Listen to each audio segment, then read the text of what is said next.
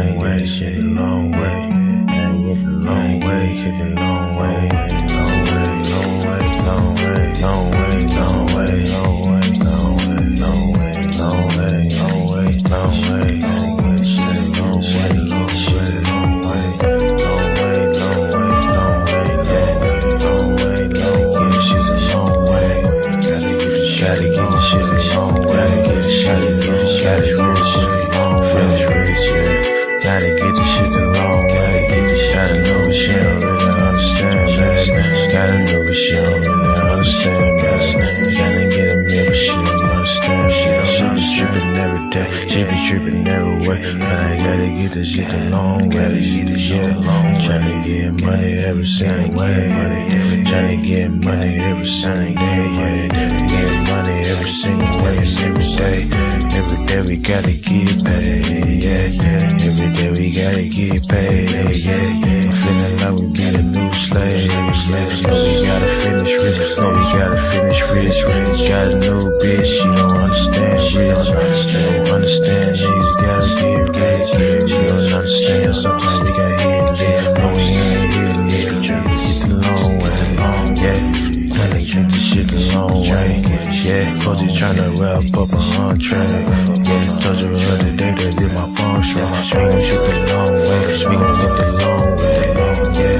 Yeah, get the shit the long way. My bitch be trippin' back and forth like a phone way. My name is Atari, I ain't playing games, just a done talk. Yesterday she told me that she about to leave, man. I said fuck it, bitch, we gon' get some money. I said fuck it, bitch, I'm about to get some money. So what I do today, I went and got some money, yeah. Cause we gon' get the shit the long way, long way, we gon' get shit the long way, yeah. Back and forth like the pong way, yeah. Man, I'ma get the shit the long way, get the shit the long way. Just the only way today, because they go with shit's crazy. We gotta wear masks, we the new slaves, and we be wearing this shit like every day. We be okay, we gon' be okay, they gon' be okay, they gon' be okay, for yeah. So we gon' get the shit the long way, we gon' get the shit long way, we gon' get the shit the long way. We gon' get the shit the long way, yeah, we get the shit the long way, yeah. Cause we gon' be okay, we gon' be okay, yeah. We gon' get the long way, yeah. Hey, what's up, everybody? Hello. Welcome to another edition of Savings Minus Debt. I'm LJ, your host and founder of SMD. I am not SMD. SMD is an actual family. Though I founded SMD, I am not SMD itself. All right. SMD is a large number of people, I can say now. You know what I'm saying? I just realized that. I could say SMD family has a large number now. It's growing. It's really growing. I'm loving seeing it too, from all ages and races. And if you're new to the channel, let me tell you what I do, okay? I share my gift, and my gift is that I 100% know that capitalism is psychological, positive, and negative. Okay, that's a mathematical fact. It's not a guess. It's not my theory.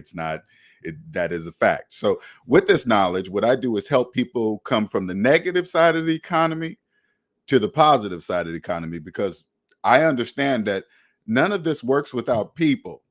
Okay, it doesn't really matter what the economy is doing.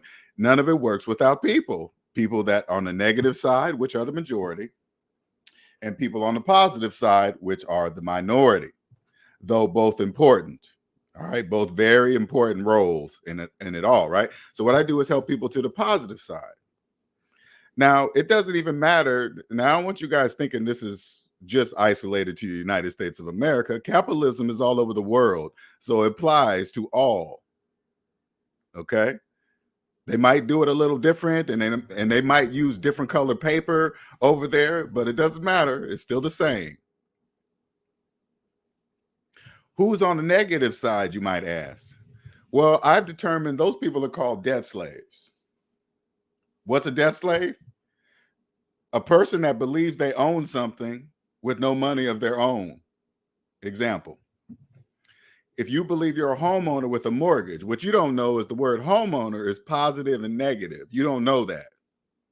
Okay. So you're probably thinking, well, what's the difference between a positive homeowner and a negative homeowner?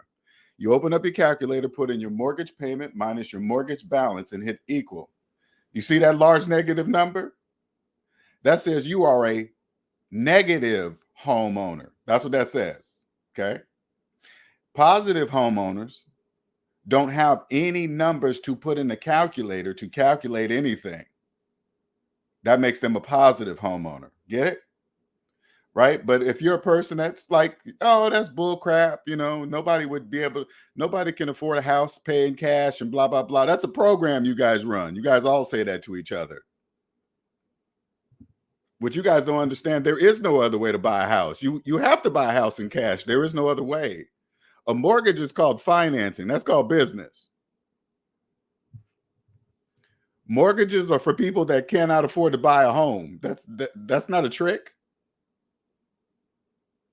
But that's the psychological part. You guys don't know that. You guys think you can buy houses with mortgages. If you believe that, that's where you'll live. You'll live on the negative side of the economy forever. I bring people to the positive side of the economy. And then you sell to debt slaves that believe they can own things with no money. It's not a big deal. It's business. It's nothing personal. Nothing personal at all. You come over here, you can be Jeff Bezos, Elon Musk, and all the billionaires that don't even want you to know their names.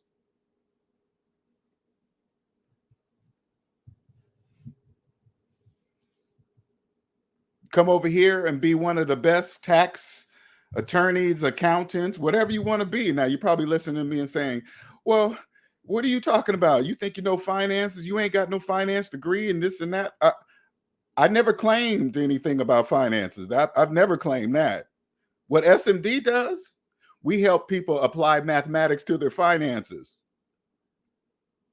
Okay, I don't say, hey, this is how you do your finances. I say, hey, this is how you use mathematics with your finances. That's what I do.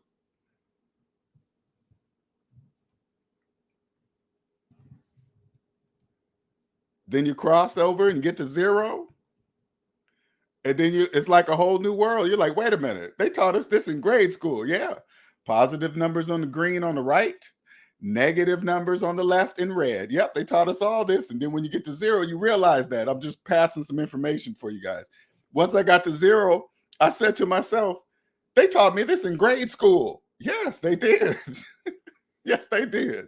Yes, they did. I'm like, wait a minute. I went to college, got my VMware degree. I was a top engineer, and I forgot about that. You sure did. You sure did. Welcome to the positive side of capitalism.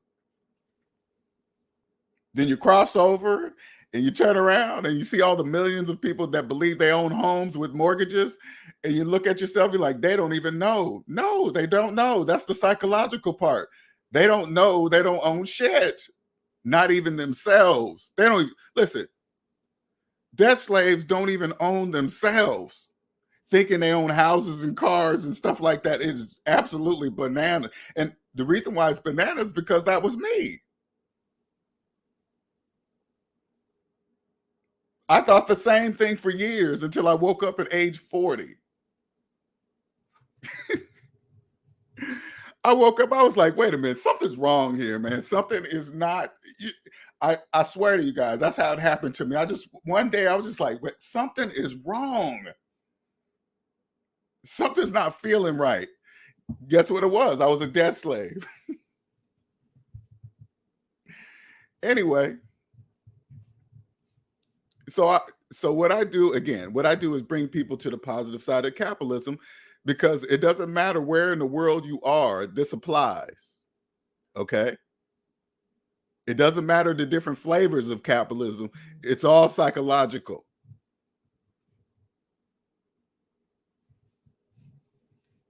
The majority are debt slaves. That's how it works. And you got to remember, the wonderful thing about capitalism, it's all a choice. It's not keeping you anywhere. Listen, when you're a debt slave, I know it looks like that. It looks like there's a reason why you can't get somewhere with money or get rich or something. You just cannot figure it out.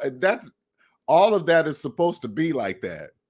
You guys have a whole bunch of confusion inside the debt matrix. You guys have no idea. You don't know what to believe. You're like, what? How do I get rich? Will I have enough money for retirement? And you guys be thinking about everything else except the present moment where you're at today. You guys don't even think about that. Wait a minute. You just don't. You guys are so far in the future or so far in the past. Like when you invest in cryptocurrency, you're thinking in the future, man. Soon, man, I'm gonna wait till it gets to this, and then it's gonna reach this, and then I'm gonna cash out on it. Never thinking about the present. Wait a minute. Do I have any money to invest in cryptocurrency today? No. Then the future doesn't exist.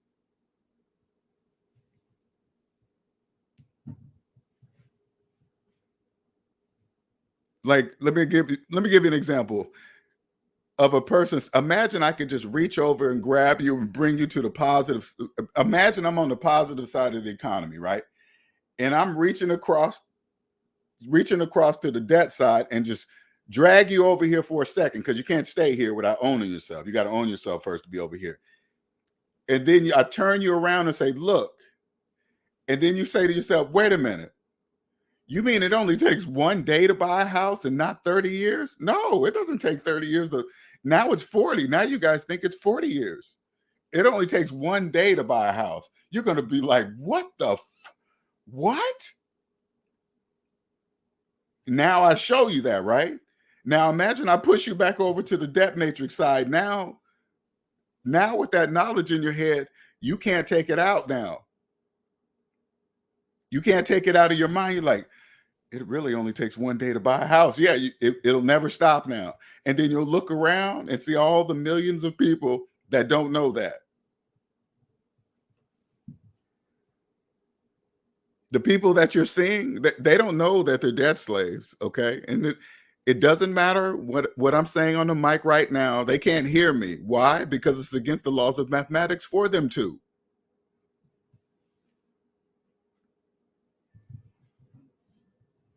You guys, a lot of you guys come over here, you're brand new, and then you hear this information, it blows you away, and then you look at my subscribers, you're like, how come you don't have 1 million subscribers? Because that's how it's supposed to be. I'm not supposed to have 1 million subscribers. You understand? It's not supposed to be like that. That's on purpose.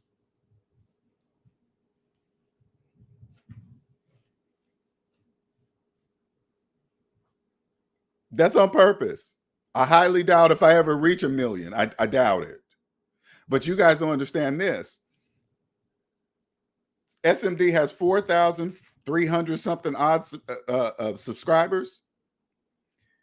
You might as well say that's the ratio between lots of subscribers because of debt slaves versus subscribers versus people that know. That might 4,000 might as well be 4 million. Do you understand? That's the difference. That's the ratio difference. 4,000 subscribers for SMD might as well be 4 million subscribers to the rest of the world. Because when you go, and you can do this for yourself, just go to some subscribers YouTube channel with a lot of subscribers. What is it there? Is it entertainment? What is it?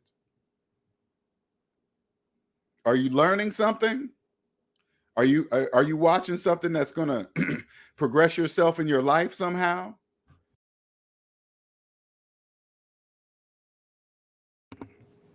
It's going to progress your life somehow? Exactly. This is a perfect example, like Fresh and Fit. And Fresh is my boy. But that's business. Okay? You guys can go to that channel, go to one of the videos that has a whole bunch of subscribers, and then go to one of their videos and see how many subscribers they have when they do a Money Mondays. You know why it's so low? Because the majority don't care. Those are debt slaves. They don't really care about money, how it works or whatever. They don't want to know anything. That's why. But when you start putting up some tits and ass, you got 500,000 subscribers. That's called business. Hey, man, let me tell you something. I don't hate on that kind of stuff. That's because I know what all that is for. I get it. Totally get it, right? I just don't watch it because they're not. I know Fresh and Fit channel is not talking to me. I'm not their primary audience because I understand that capitalism is psychological, positive, and negative. I already know. So whatever they talk about money, whenever they bring on guests, I'll know right away if this person's full of shit or not. But that's irrelevant because that's not putting those people on the show to talk to them about money and shit like that. Impress them with cars and clothes when money doesn't look like anything, right? That's money. That's business. It really is. It's business. Which say, oh, Monique, I told someone at Publix supermarket about SMD wearing the t-shirt now. I appreciate it. Thank you very much, oh, Monique. Now, what you guys, and Nick's been on this, so I'm gonna do this for my man Nick. Okay, I'm gonna bring up one of Will Motivation's videos, and I'm going to give you a SMD review of this video. Okay, so you guys can understand what it means. Now, again, this is nothing against him. Not saying he is a bad person, not saying he's a scammer. I'm not saying anything negative about Will Motivation. I'm not saying anything negative, all right? Not even telling people, hey, don't go to his channel. If you enjoy what he's saying and you want to do what he's doing, I promote you to go to his go to his channel, whatever. But I'm gonna give you the mathematical perspective. This is a perspective not even he's never even heard of this. He will never even heard of it and probably won't believe it. All right, let's see something here. Okay. Now, unfortunately, like I said, I'm not going to be on camera because I didn't get ready for this, but it's like a spur of the moment thing. All right. All right, let's go. Let's see what this. Oh, whoops.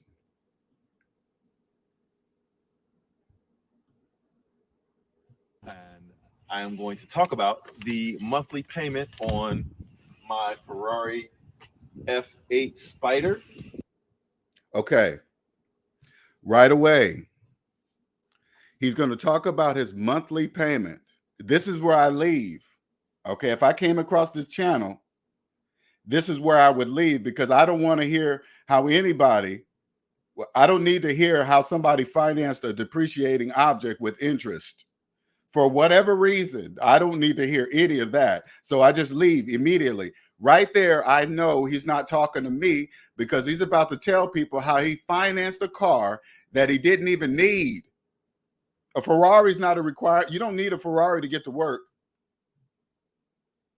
And you financed it? Okay, all right. Because what you guys don't know, Debt Slave, is the reason why you're financing a car is because you don't have the money to buy it. And if you don't have the money to buy it, guess what else you're financing? The taxes too.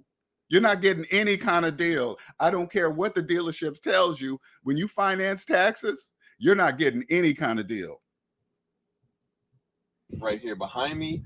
It's got a beautiful spec with the red interior on the inside, as you can see.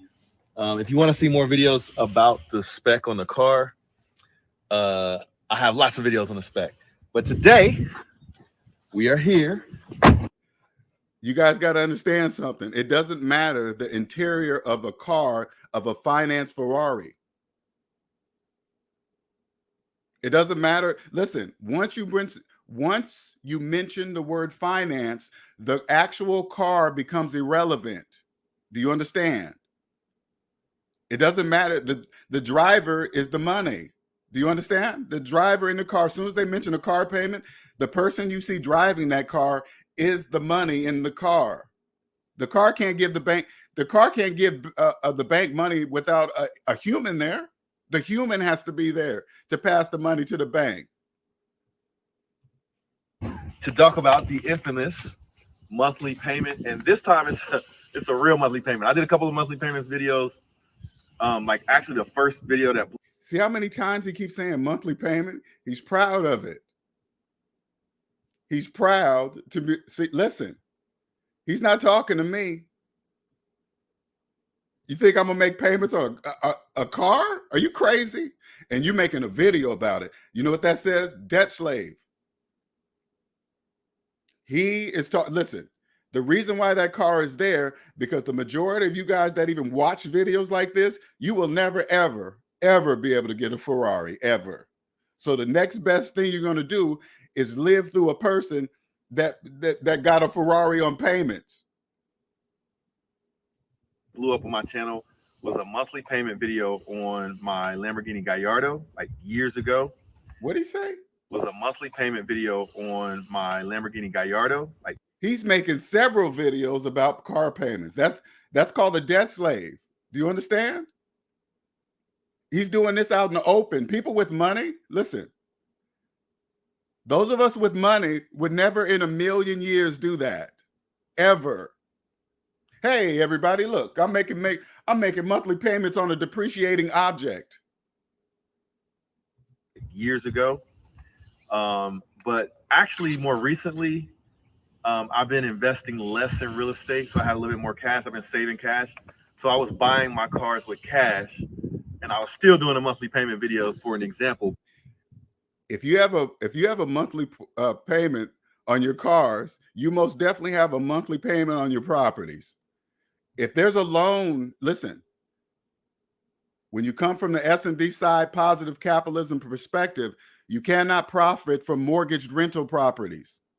That's 100% mathematically impossible. You can't do that. He obviously doesn't know that.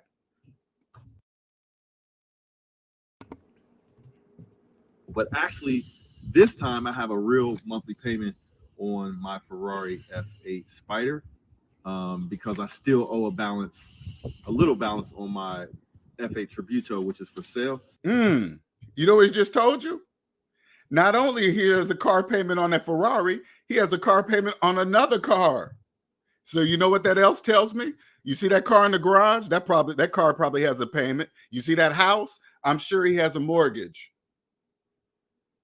And this is the wonderful thing about capitalism. He doesn't know he owns nothing.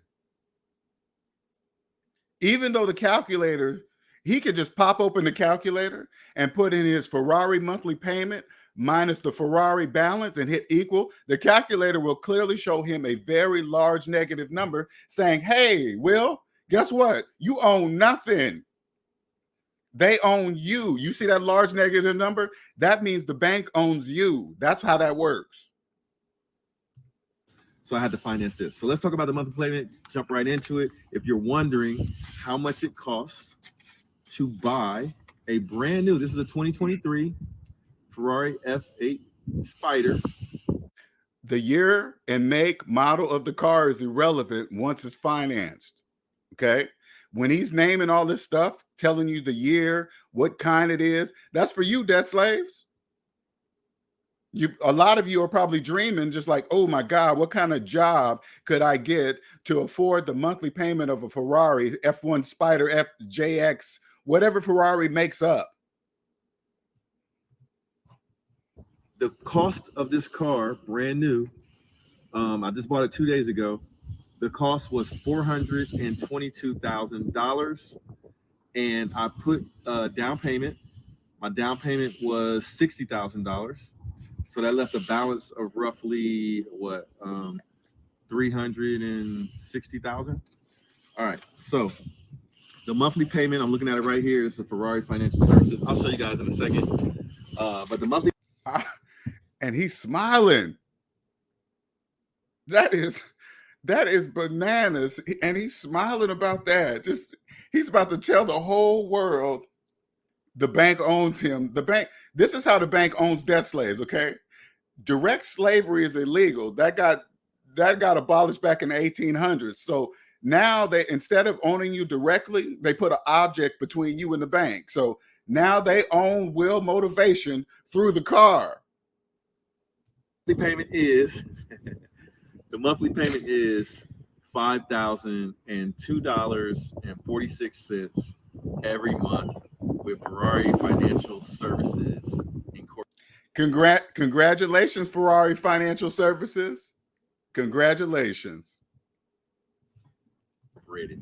If you don't believe me, I'm gonna show you this. I don't think there's anything actually except for my phone number on here. And check this out. The whole time, Ferrari Financial Services owns the car. They own that car. He just told you, listen, he just told you guys the owner of that car, Ferrari Financial Services. Because when you have cash for a Ferrari, there is no financial services bank involvement. It doesn't exist. You understand? That's Ferrari Financial Services car. They know they're going to get that car back. They know they're going to get it. Well, you can see it's real. Real motivation. Look at him showing us showing us his contract. Look, everybody, look. I just signed my life away to the bank. Look, check this out, everybody. I'm an official debt slave. That's my signature right there. See my signature, debt slaves. Talking.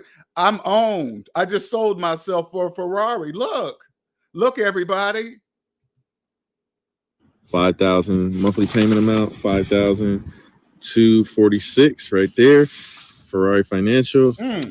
Now, proud of it. Look at him. Sold himself.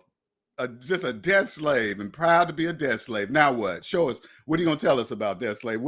They bought you for this Ferrari back there? He's going to tell us. He's going to tell us how he sold himself for that Ferrari. Let's go, Will. Now that you know how much it costs to buy a Ferrari F8 Spider, brand new, monthly payment, $5,000. Yeah, if you just want to know what the payment is and you want to leave the video, that's cool. I respect that.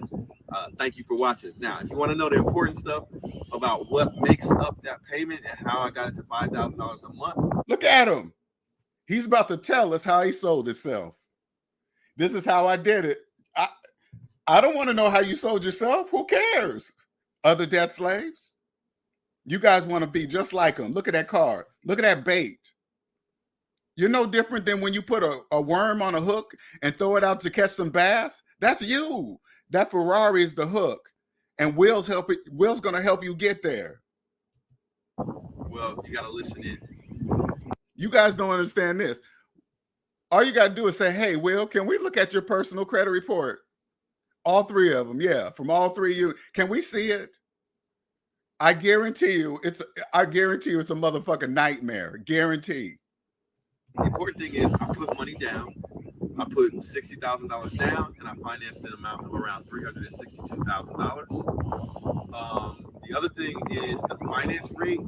The finance rate was really, really high. But the thing, of course it is. High interest rates mean high risk. I want you guys to make sure you guys got it, because you guys don't speak the language. The reason why the interest rate is really high, because he's in a lot of debt. So he's considered high risk. He just told you without knowing he's telling you, because debt slaves you guys don't really understand interest rates because you don't own yourself. Now he's going to tell you some obscure reason to why his interest rate high. Let's hear what he got to say. Is I didn't care that much because as soon as I sell my old Ferrari, then I'm going to take the money from that and I'm going to pay this car off. So I probably will only. He says, I didn't care, like he had an option. That wasn't an option. The bank said, if you want this car, this is the interest rate we're going to charge you. And so he took it because he had to. That's why he's even talking to Ferrari Financial, because he doesn't have the money to buy the Ferrari. We have this payment for 3 months max. So I'm really not going to be paying that much interest when you break it down to just 3 payments. Now,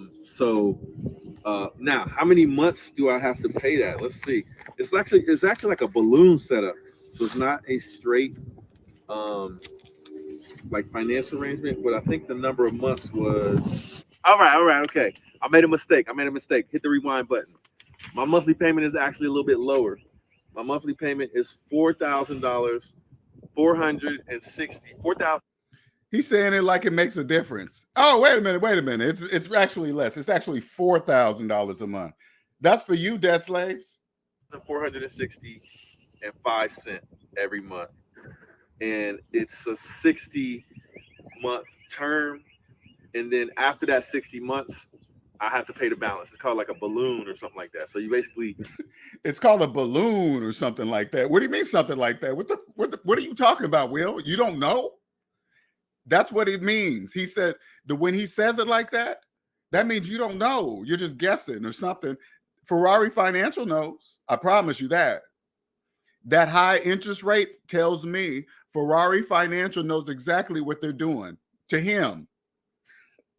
Anybody that would accept a car loan in the 20 percentile range for any reason, it's obviously a debt slave.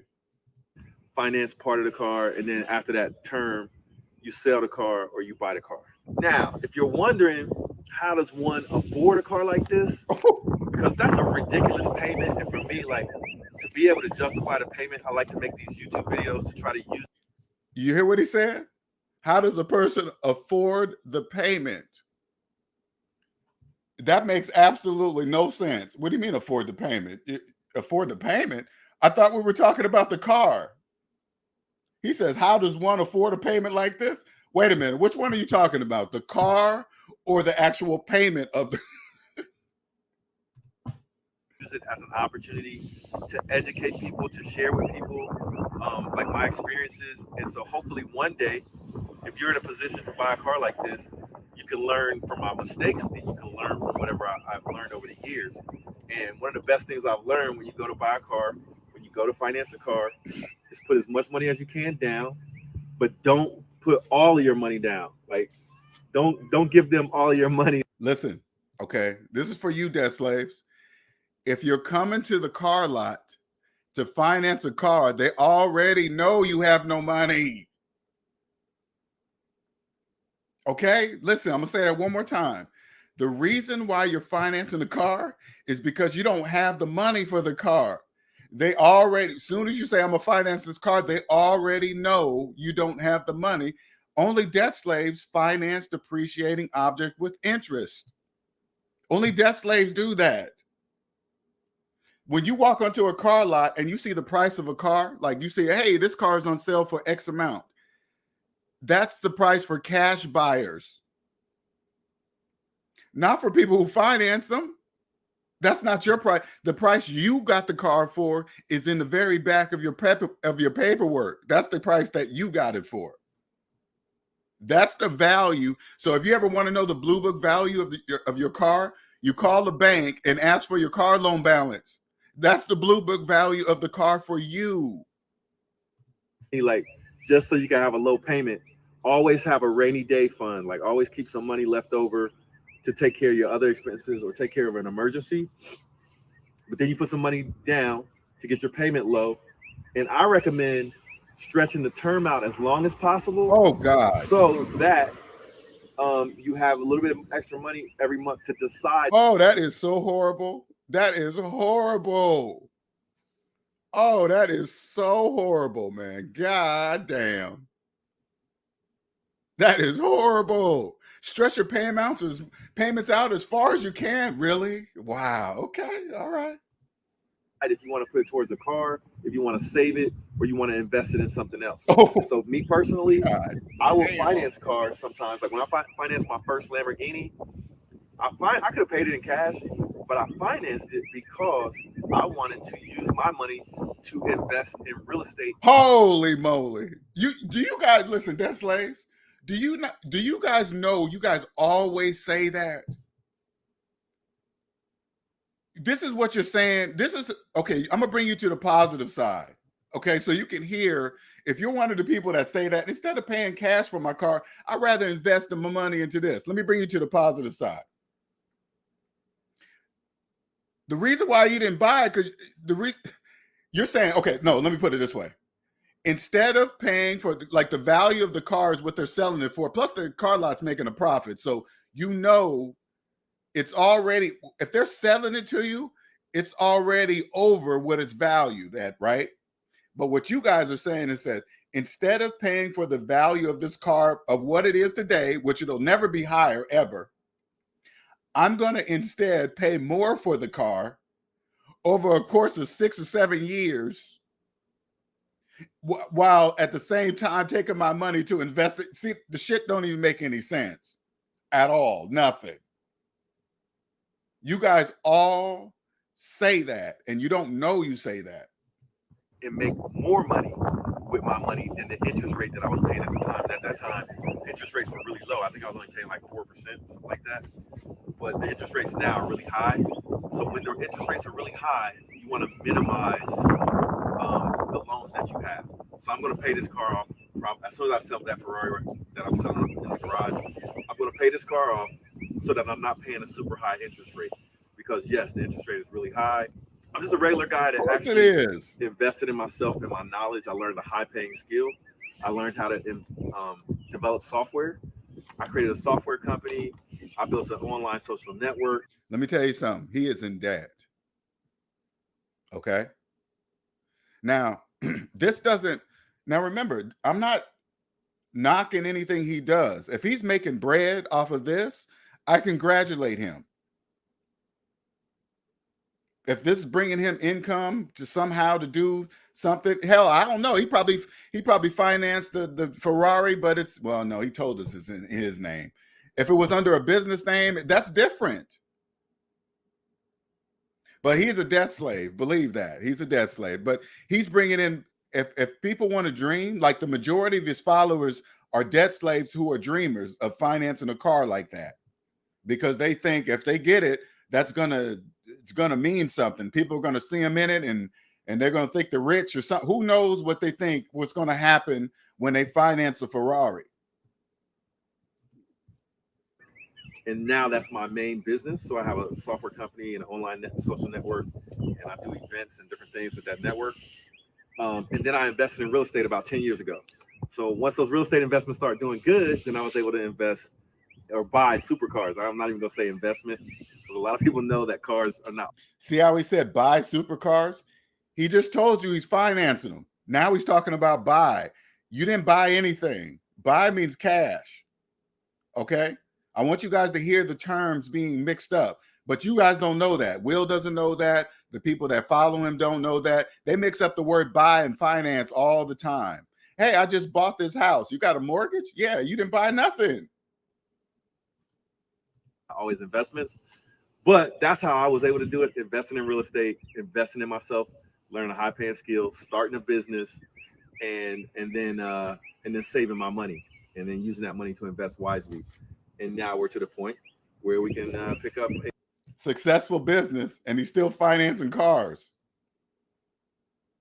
You get what I'm saying? Do you understand? Now, I would have taken a guess to say, well, maybe he has it under a business name, but unfortunately, he showed us the paperwork that he's a personally liable for this car as a debt slave. He just sold himself, so that's out the window. A Ferrari F8 Tributo, this is a Spider, a Ferrari F8 Spider.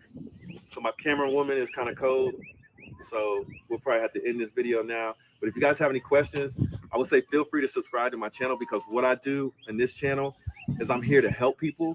I'm here to try to inspire people and show people what's possible if you come from humble. He's gonna see. He's throwing all this story in and stuff like that. He's gonna help you be in debt like him. He's gonna help you finance a car. That's what he's here to do. Now, if you want to be like him and go $300,000, $400,000 in debt for a car, for one car, follow his advice. He might get you there. If you start a company and be successful, instead of stacking your bread, go start financing more cars. You make more money, now you can finance more cars. Did you guys know this, debt slaves? Did you know people in debt, they cannot reduce their tax bracket? Did you guys know that? You probably don't. Beginnings like myself, anything is possible. Like, I don't know if you can see, but I have the Hellcat in the garage back there, the Red Eye, Hellcat Red Eye. I love that car. Definitely a keeper. But I just picked this up two or 3 days ago, and I wanted to do the monthly payment video so that you guys had an idea. And if you come from humble beginnings and you come from this down and that, what that got to do with math? Nothing. Math doesn't care where you grew up, the color of your skin, how hard life was for you. 1 + 1 = 2, regardless of if you're having a bad day 1 + 1 will still equal 2 if you got in a fight with your girlfriend. You crashed your car. 1 + 1 still equals 2. It doesn't matter. 1 + 1 equals 2 if you grew up in the bad side of town. 1 + 1 equals 2 if you grew up in the great part of town. It doesn't matter. Usually people ask me what's the insurance like. So as soon as my first insurance bill comes, I'll let you know who I insured the car with and how much my insurance. You don't even know? Okay, listen, you guys can't really hear stuff, okay? If I'm going to an insurance company to get some insurance, I already know what my insurance is going to be. Because I will have talked to them, hey, I'm about to get this car. It's this, that, it has that, and this and that. And they're going to tell me. So by the time I have the car, I will already know my insurance. Did they drop that car? Listen, did they drop that car off, or did he go get it and drive it home? See, this is where you guys don't really catch it up. Then you got to say, if he doesn't know the price of the insurance, right? How did you get that car there? Was it dropped off, or did you drive it home? Because if you drove it home, that means you must have drove it home with no insurance, because you're telling us you don't even know how much it is. What? That doesn't even make sense. This is on this Ferrari F8 Spider. And I'll see you in the next video. Hit that subscribe button for me. Peace. All right, cool. You see that? Oh yeah, man, I'm bringing this car. I don't know the insurance yet. Then how the fuck did you get it there? Why? How's it in the driveway? How is it there? How to get there?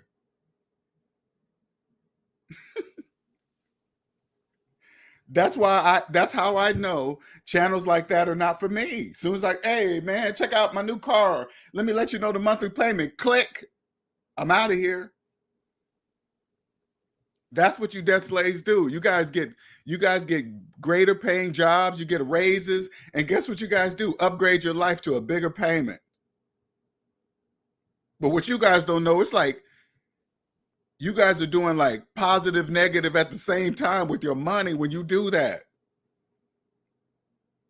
You go get a raise, which pushes you up higher in your tax bracket, right? Pushes you up. You guys don't even see that part. And then you guys go and get a higher payment on a car, which pushes you deeper in debt. And when you're in debt, guess what? You cannot reduce yourself in your tax bracket when you're in debt. You can't.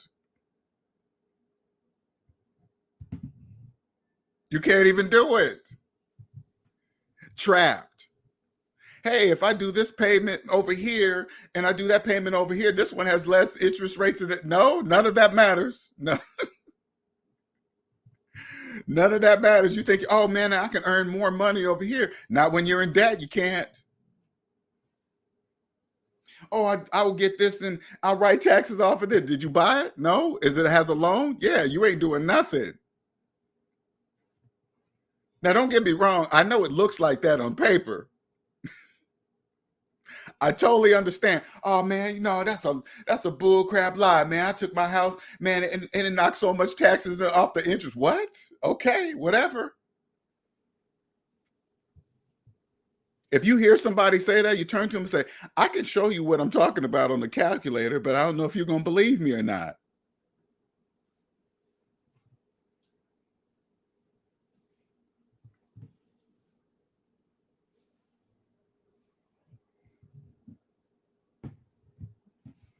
You ready to come to the positive side of capitalism and be the best in whatever you decide to do?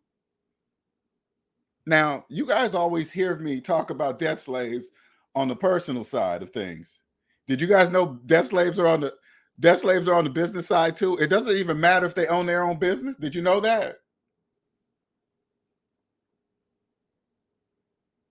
That means they're just owned personally and their own business too. They own the business too. The bank owns them personally and the bank owns their business.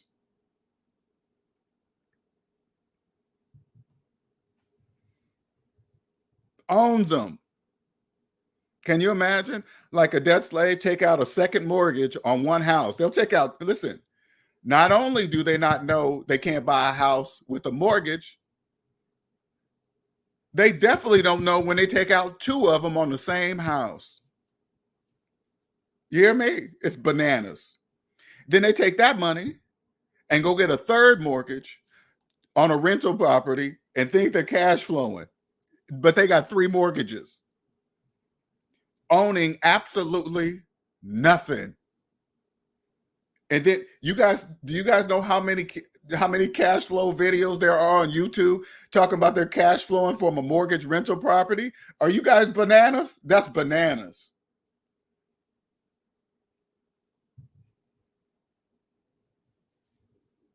House hacking. I'm gonna live on one side and have a renter on the other. Is the whole thing mortgage? Yeah, it doesn't matter which side you live on.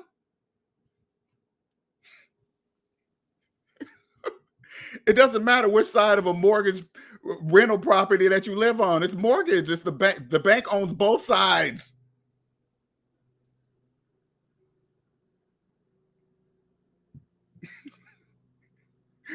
You and your renter are the equity in the house for them. God damn it. Congratulations, bank. You guys passed that house hacking thing around. I mean, you guys been doing that shit for like the last 10, 15 years. It ain't got old yet. You ain't thought to yourself, wait a minute, I still own nothing. No, you don't own nothing. It sure don't feel like what they've been talking about on all the videos I've been watching about this house hacking. Of course not. Those are debt slaves telling you how to do it. And you know what's even crazier, though? This is even crazier. Financial scammers. Those guys, man, they do some of the dumbest shit. I can't believe some of the stuff I see. Like, when you understand how capitalism is psychological, positive, negative, you can see a financial scammer. They might as well be wearing a red fireman's helmet with a red light spinning around and it's with a sign saying, I'm a financial scammer. The shit is hilarious. I ain't gonna lie. The shit is funny, but I always have to stop and say to myself, if it wasn't working, they wouldn't be doing it. Hey, your bank is corrupt. We need your code and your passcode. And hey, hi there. How you doing, cute? It's just the stupidest stuff. I'm like, wait a minute. Okay. I clearly understand it's a financial scam or whatever they're trying to do. And I just block it or whatever, right? It's not a big deal. But I'm thinking to myself, it's so stupid, though. And I realize financial scammers, they just run off a debt slave's fear. You guys' fear of the IRS. That's why they always use the IRS one the most. Hey, we're the IRS and we'll pick you up and take you to jail and this and that. It's because you guys fear the IRS the most because you're probably not following the rules. Put it this way. If you knew you were filing your taxes properly every single year, would you be scared of the IRS? No. Financial scammers know the majority of you guys do not follow the tax laws. That's why it scares you. You guys are just waiting for that knock at the door. Hey, how come you haven't paid your taxes in 7 years? Of course, one day that's going to happen. But if you take care of it now, if you go to them and say, hey, IRS, I mean, not exactly quote for what I'm saying. You go to a professional, right? So the IRS knows that you're serious. Don't try to, if you haven't paid, say like you haven't paid your taxes in 5 years and you're scared to do it, right? Don't try to do it yourself. You go hire a professional. You take all your information to the professional. You say, hey, look, I've been working for 5 years and I haven't been paying my taxes. Okay. This is all the money I've made. Here's all my bank account information, blah, blah, blah. Right. So it shows the IRS clearly, not that it's legal, that you clearly just haven't been paying your taxes and you were not actually committing tax evasion by purposely not paying your taxes. I mean, you are by not paying them, but purposely evading them and creating shit. That's what I'm talking about. Okay. It's clear if you just didn't do it versus you purposely trying to hide and not do it. Okay. That's a difference. And math will show that. That way, the professional will submit your information properly and legally, and they will clearly see that a professional did it. Because a person not paying their taxes obviously don't understand how taxes work. So if you try to do it yourself, it's going to be clear to them that you tried to do it yourself. But if you do a professional, it will kind of give them an idea to say, okay, if they spent the money to try to make sure this is properly filed and blah, blah, blah, they must be serious. Okay. And of course, you're going to get in trouble for something. You know, you're going to have to pay. It's not going to be free. But I'm just saying, just to get that monkey off your back so financial scammers can't scare you with the IRS tactic, that's how you stop it.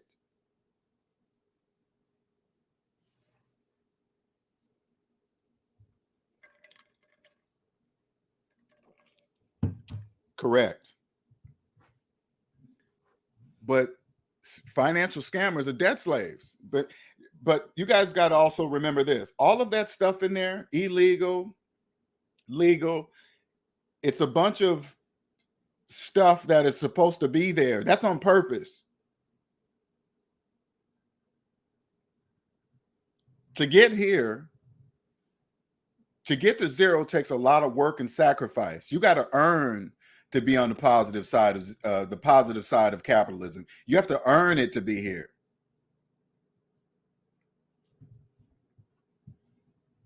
Once you understand the psychological piece of it, and then you watch the videos like Will Motivation, you can clearly see who he's talking to. The very opening of the video, hey, let me talk to you about how I financed this Ferrari. That's where I leave. He's not talking to me.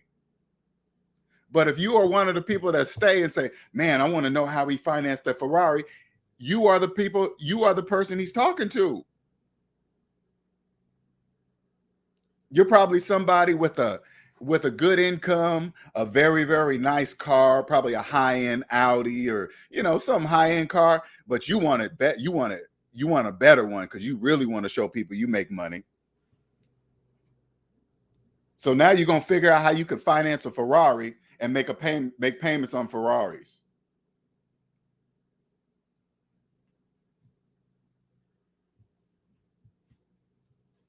Not many people can come here.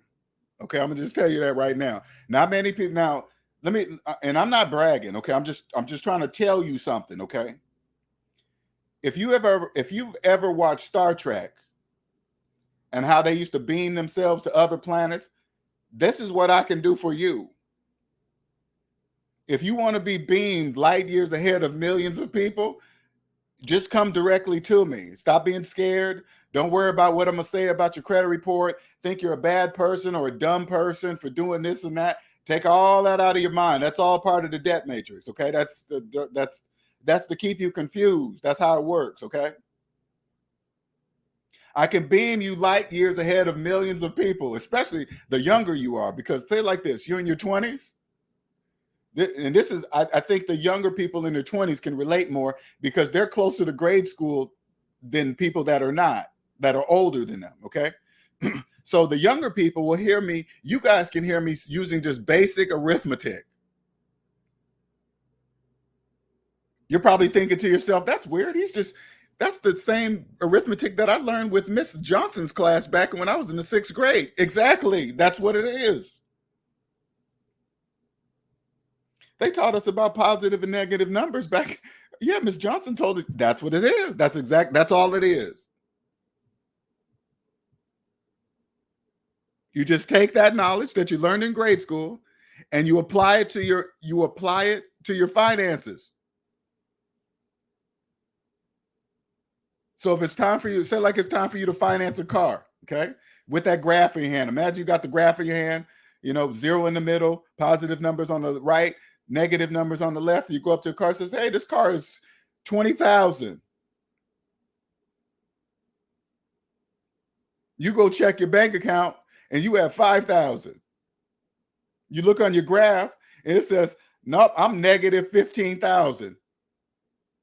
I can't buy that car. That's what this graph says. Negative $15,000. I can't buy a car with negative money.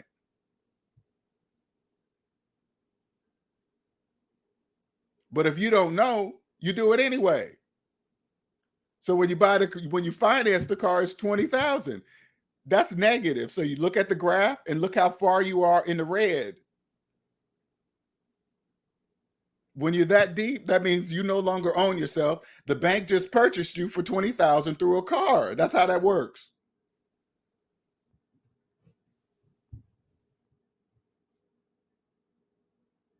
That's all you got to remember, kids. That's it. You're probably thinking it can't be that easy. It is. How do you think new debt slaves are created? Many ways. Houses, college. Listen, debt slaves, you guys ain't had no money since birth. Of course you're not going to have any money for college. Of course. What's the only way you can do it? Student loans.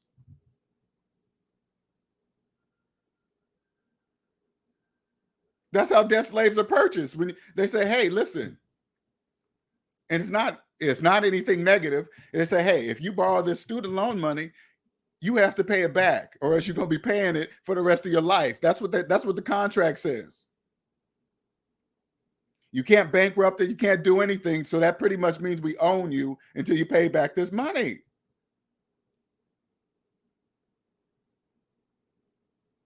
I said to myself, no, then I paid mine off. No, I said, no, thank you.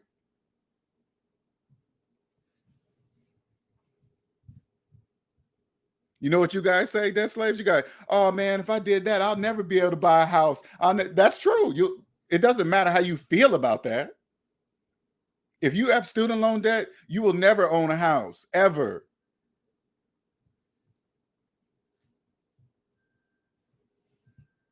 That's a fact. A lot of you guys have student loan debt older than your mortgage. Do you know that's incorrect? That's not right. That's not right.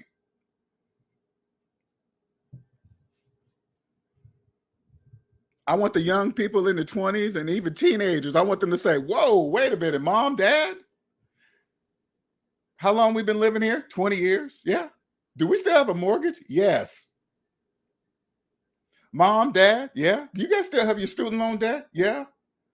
Aren't they older than a mortgage? Yes. So what? They're going to look at you like, yeah, so?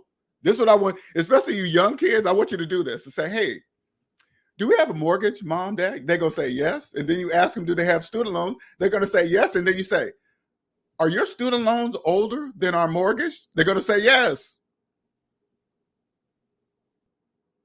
And check this out.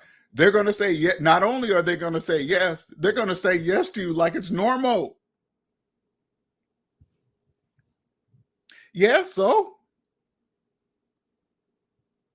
And I want you to think about the way I want you to think about me saying that. And then when you go ask your parents and they tell you that, you're going to be instantly transported temporarily into the psychological part of capitalism. That's where it's going to take you, because you're going to be like, what? He said that? He said they would say it just like that, like it's nothing. And you're going to be temporarily into the psychological part of capitalism and then snap back into the negative side with them. Because you're probably going to say, how did he know they were going to say that? Because that's what they all say. They think it's normal. They believe the only way to buy a house is with a mortgage. That's a program. They don't know that. You come to the positive side, because it all is positive for the economy. You come to the positive side and you sell them houses knowing they're going to be purchased with mortgages because they have no other way to buy a house. So you sell it to them. You get the money, you pay your government, IRS, city, here's all your cut. It's no big deal. You don't hide it from them. You just say, here's your cut. I made this much profit from the house, IRS, here, this is whatever. IRS says, okay, here it is on the tax thing. You do this and that. Okay, take that. City, local taxes, here you go. I did all that. All right, see you later. See you next month. See you next quarter.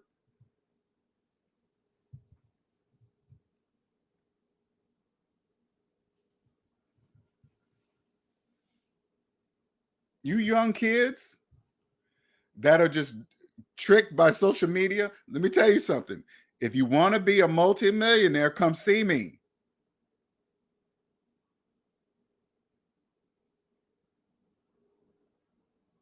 If your goal is to do things like Jeff Bezos, Elon Musk, and all the others you see, come see me. I will help you.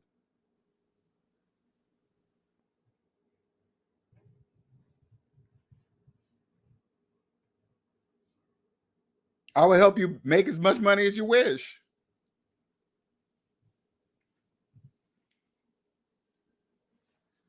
You're probably saying to yourself, oh, you ain't no multimillionaire. And this, how you know that? You don't know nothing. I don't even talk about that.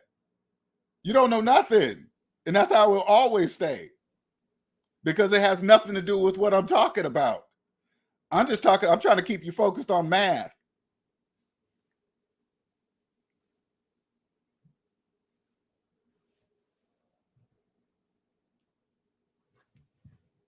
When you see people tell you, hey, I make this much. And that, do you think billionaires, if you hear a millionaire, like, listen, you go to a channel and you always hear a podcaster talking about, I'm a millionaire. You got to stop and ask yourself, would a billionaire do that? Let's say it one more time. You go to a podcast, you go to a YouTube channel, and you hear a person always talking about, I'm a millionaire. You ask yourself, would a billionaire say that? The answer is no. 9 times out of 10, they're not millionaires because they're saying it. There's no reason for me to, hey, listen, there's no reason for me to tell people I'm a millionaire to a whole bunch of debt slaves that'll never be.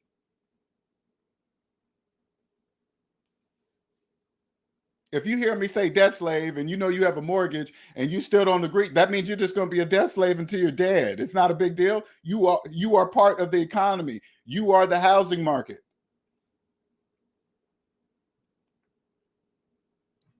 I understand everything I see. 99% of everything I see, the bank owns it. That is crystal clear.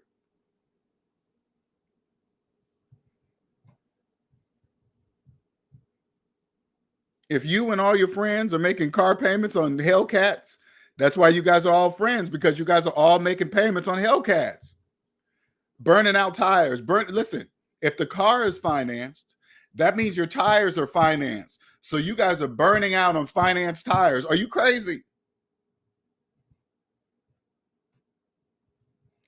Come to the positive side of the economy. I bring you to the positive side of the economy, and you make tires for Hellcats, for debt slaves to finance them and burn out. You guys will make so much money.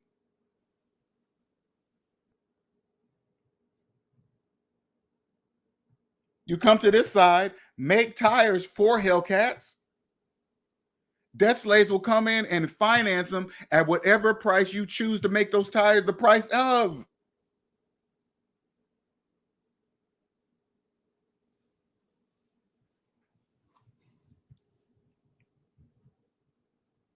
Become an insurance company. They're out there stealing them like it's nothing. You just charge them for stealing these worthless cars. Those cars are worthless. Debt slaves have no idea. Like, when you see a whole bunch of something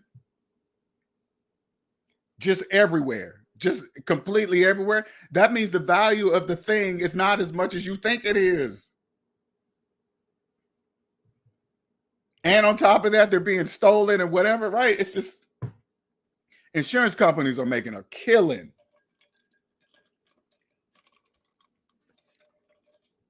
People will go see these cars. Oh man, I don't know why the insurance company would total out of this car and it just got this dent on the side and a fender bender, because it ain't shit to them. They know listen, you guys don't know this. The insurance companies know the real price to make a one Hellcat. And I guarantee you, it's nothing even close to what you think. You just see the retail, MSRP and all this other bullshit. Those cars are everywhere.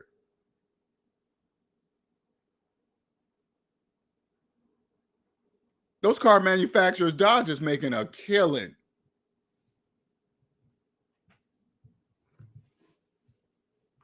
A total killing. Congratulations, Dodge.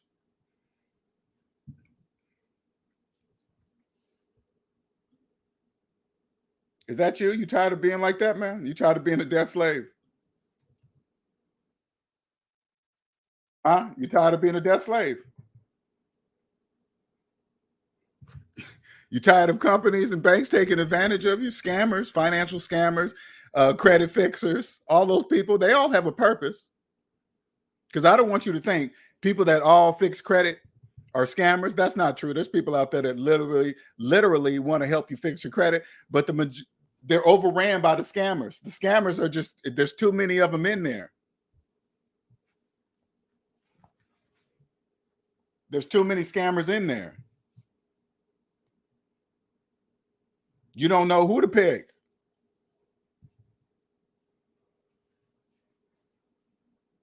It's messed up.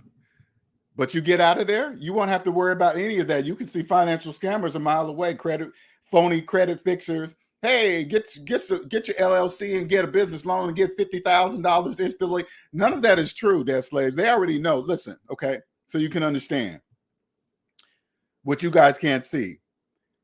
The majority of people that listen to stuff like that have already messed up their personal credit. So in their minds, they think they can start something new by jumping over to the business side.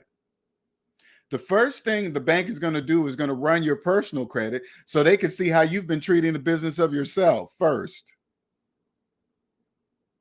Because what you guys don't know is that's the first thing they're going to check. And they're going to look at your personal credit report and see how you've been treating the business of yourself your entire adult life. As soon as they see your personal credit, they already know exactly what you think you're going to try to do. You guys always start with the business of yourself first. You guys fuck all that up first. Once all the resources are tied to your name are just dried up, you can't even do nothing. And then you think you're just going to jump to the business side using your same name.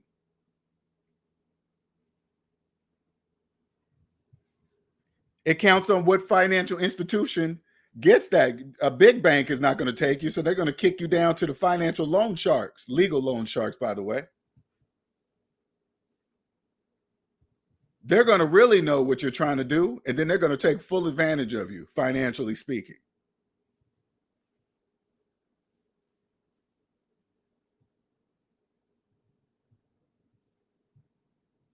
Buy here, pay here places, shit like that. That's for the, do you know if you go to a car lot and you accept the buy here, pay here, whatever, you're a debt slave at the bottom of the barrel.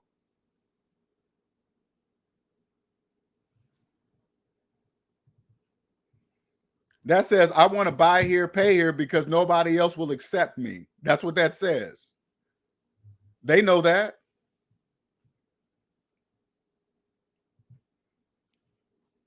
Those people can charge a ridiculous price for the car. You know why? Because you have no money and you're trying to finance through them.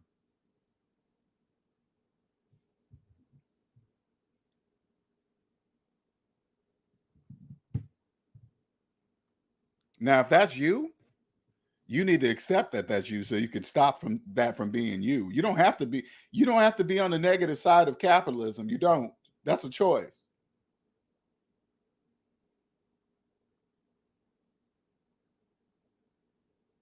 You don't have to be one of the people getting on their personal pages talking about, hey, I can't wait to get my income tax check.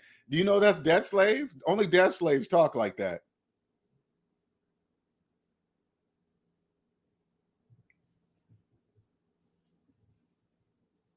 Only debt slaves talk like that. Like the government's giving them something.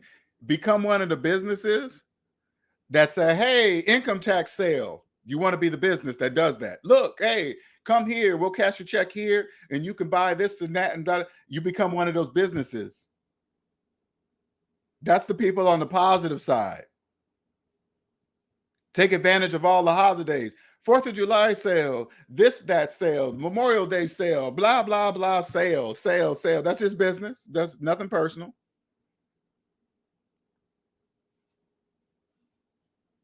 to make Debt Slave believe it's a good day to shop on that day because of this day or whatever, right? Make them believe whatever you want them to believe. That's called business.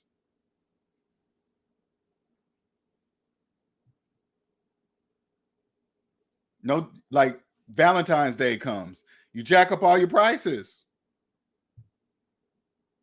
because the majority of debt slaves really believe that day is special and it means something. And if you do it on that day, your girl says she loves you. That means she loves you and she loves you and you love her or something, whatever.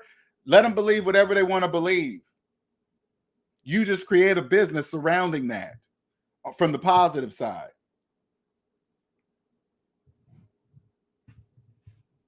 You know, it cracks me up when I see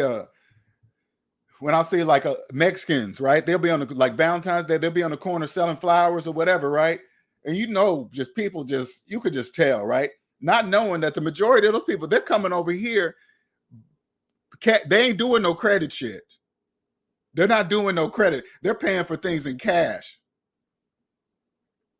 Because when you understand capitalism is psychological, positive, and negative, now when I look at the majority of Mexicans that come over here, you guys don't even see what they're doing.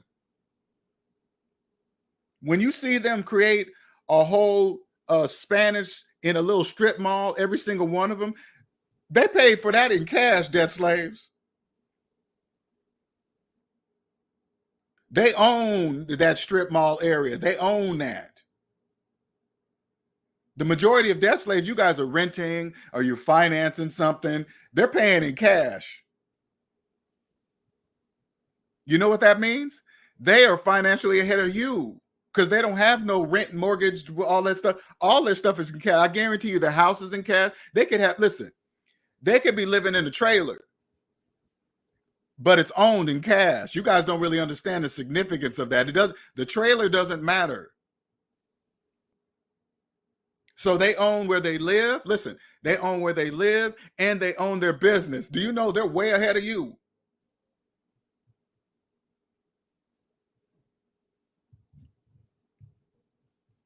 Oh, look at that old car they're driving. They own it.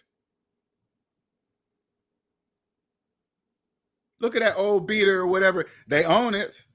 That's the difference. People with payments will look at a person with an older car and say, oh man, poor them. No, poor you. They know that already. They already know that. I look at, hey, listen, I look at them totally different. I see when I see them own a whole strip area, and it usually the older buildings, right? Which really doesn't matter. And you see the whole thing is in Spanish with English words at the bottom. You know what I do? I clap my hands. Congratulations to you guys. Congratulations. I'm going in there to eat.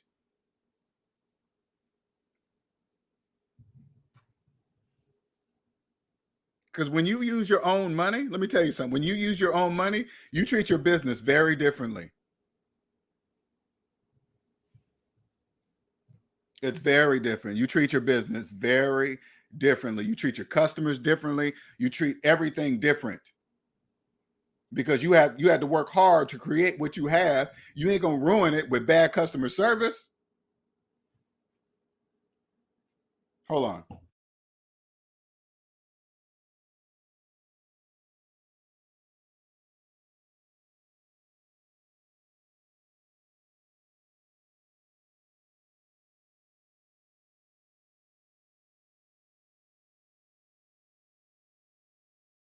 You think you're gonna ruin that with bad customer service? Hell no. Last night, Pocket Watching with JT had a live last night, right? And so Andre and I jumped in on the live in the chat. Now,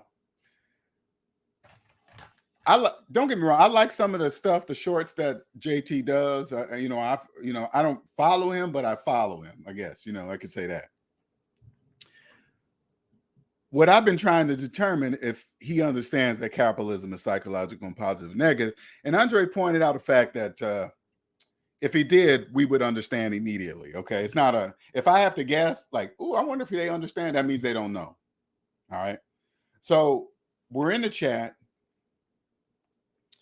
And we're listening to, and you guys can go, it was last night. You guys can go, just go look at the chat. You can listen to the conversation, then watch the chat. And you can see the people in the chat are clearly debt slaves. You can just tell by the responses and stuff like that, right? You could just see it. Oh, I would do $2 million. Now, they don't really understand the purpose of articles like that.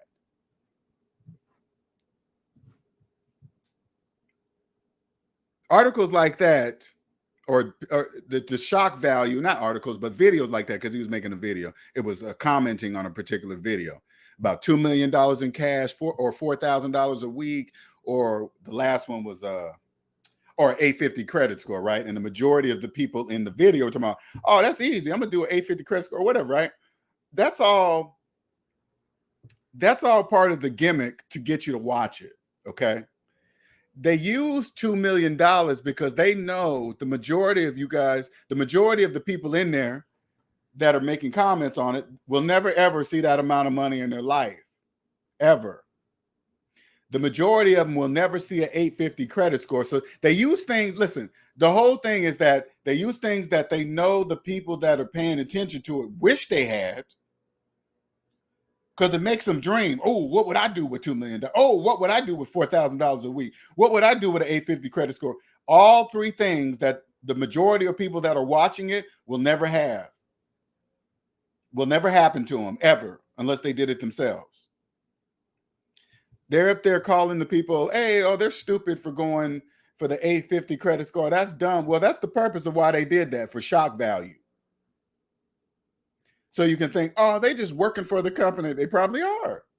Sounds like it to me. You see the people in the comments, oh my God, you take the 2 million, you know how much taxes that'll be taken out. So what? The money was given to you. Who cares how much taxes are taken out? I would get, if somebody say, hey, you won 2 million, the government comes and said, we're taking $1 million. I'll say, here you go. Shit. This is a free $1 million. I'm not complaining. Then you see people in the comments, oh man, $2 million ain't enough to retire. You can't. Yes, it is. You'll never make it with $2 million a year. Says who? A debt slave. A debt slave that doesn't know they can retire off of $2 million. That's what that is. So if you guys decide to watch it, it's almost like Andre and I were talking to ourselves. Like there were like 500, almost 600 people in this chat. And when Andre and I were talking to each other, it was almost like we were the only ones in the chat.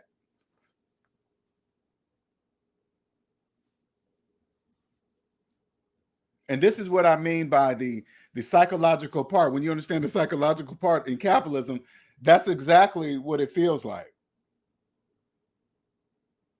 The people in the chat they don't know that they don't own anything. They don't know if they have debt, they can't invest in anything outside of themselves because they haven't invested in themselves. They're in debt. They don't know, like, if you're in debt, in personal debt, that says you have not invested in yourself. But then they think they can invest. They're telling you, oh, the percentages, use the S&P and this and that. And if you turn to them and say, do you know how much debt you're in? They would tell you no. You don't even know how much you're in debt? Nuh-uh. But you know about the stock market and the S&P? No, you don't. I know it sounds like you do, but you don't. What's up, Alonzo?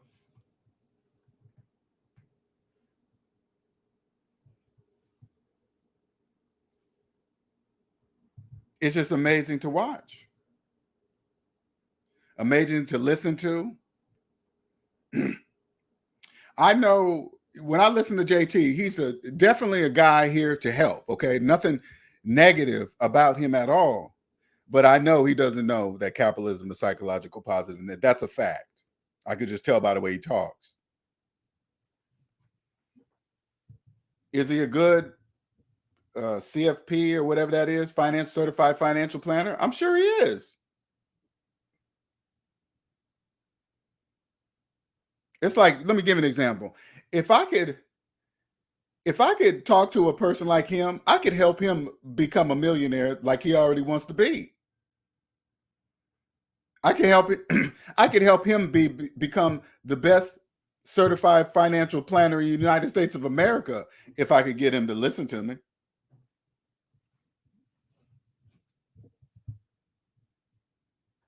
I know for a fact he knows who I am. That's a fact. I think I've reached out to him once or twice in the past with no response. So that pretty much tells me, hey, I don't really believe in what you, and that's fine. That's not a big deal. But I look at guys like them, I'd be like, damn, I could help that dude. He already has the drive. He already has his own business. He's just missing this piece.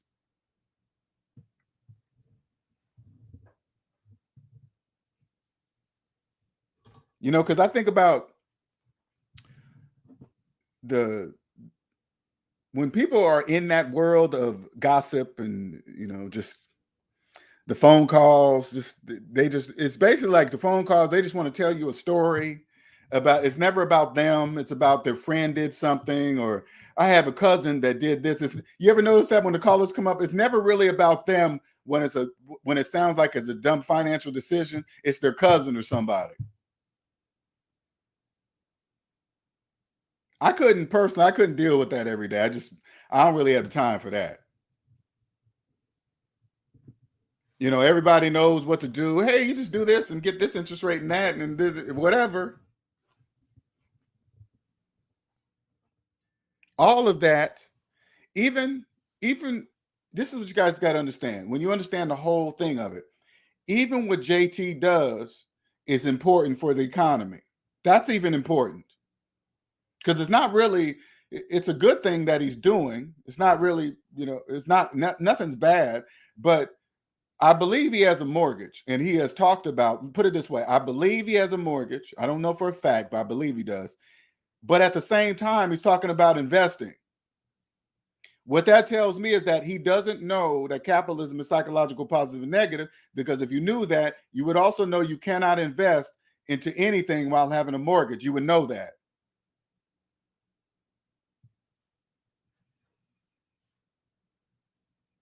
Yeah, he's unlimited. And you guys, I don't know about you, and welcome to the channel. But you guys know what I teach here. It's not nothing about anything negative, what he's not doing, or I think he's a positive dude. I really do. I don't think anything negative about him at all. I'm just saying, I'm just here to give you guys the S&D perspective.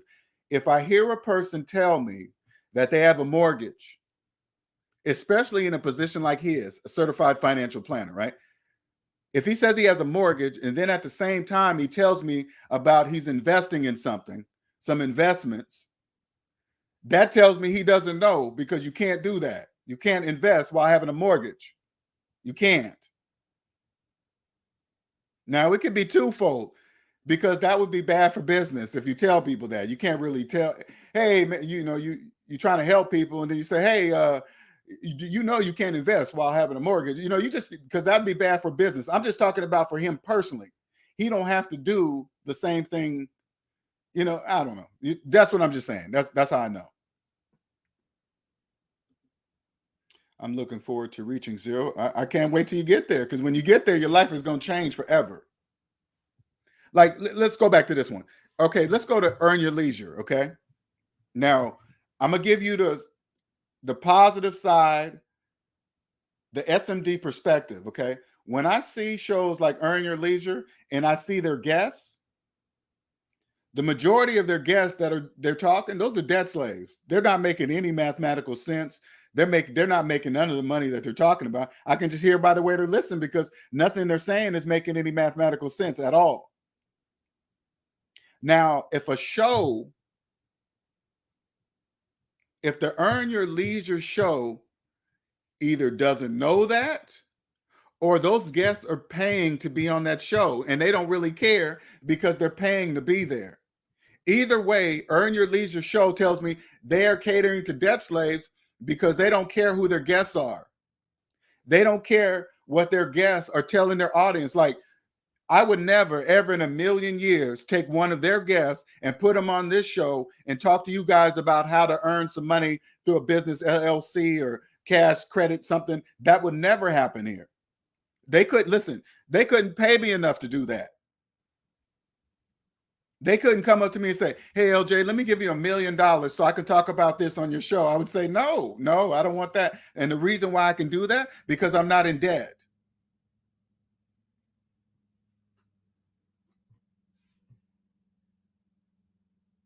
I've been able to see Earn Your Leisure for years.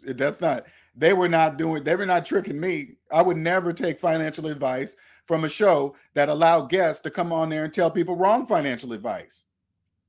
Or excuse me, no, not wrong financial advice, things that don't make mathematical sense. And if it doesn't make mathematical sense, it cannot make financial sense. So anything that they're saying, hey, I bought this. Did you finance it or buy it? Oh, we financed it. Didn't say that. All you got to do is do this. When you watch a Earn Your Leisure video, see if they're mixing up the word buy with finance. Hey, I bought this house, and then you hear them mention a mortgage payment. They just mixed up the word. They meant finance. Hey, I bought some rental properties, and then they mentioned the mortgage payment on the rental properties. They mixed up the word buy and finance again. Now, as a debt slave, this might be your first time hearing that. That's an example of a language that you guys don't know exists. You guys will say, I bought this house, when you really meant finance because you have a mortgage. So when there's people like me walking around that understand that, and we hear you say that, say like, because there's SMD family members that have jobs. They work. They're amongst you. They don't all have their own businesses. They have jobs. And when you're at work talking about, hey, look, I just bought a new car, I just bought a new house, and you tell them that you have payments, that means you just mix up the word buy with finance, and you don't know that you did it, because now you believe you're a homeowner, and you also believe you bought a car. You go to work, tell all your coworkers, and then your boss overhears you say you just bought a house and a new car, a new house and a new car. That employer knows that they own you for a very long time now because you got big payments.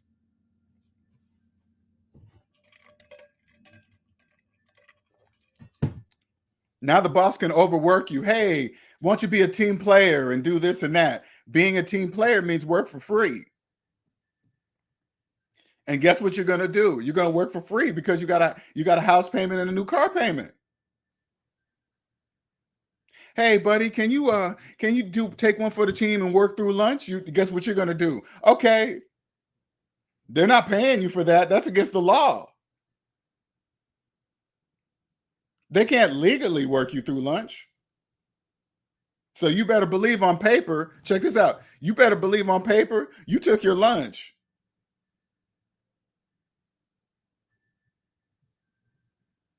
Only people in debt would ever do that. Because as soon as you say like your lunch is 30 minutes and you work through your lunch, that means you work for free. So that 30 minutes of your life, you are a complete and utter slave, debt slave.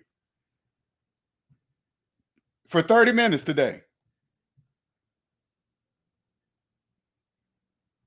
Because it's required by law that you got to give a lunch. You got to. So they got to show that on paper. Hey, IRS or government, we gave them a lunch. No, you didn't.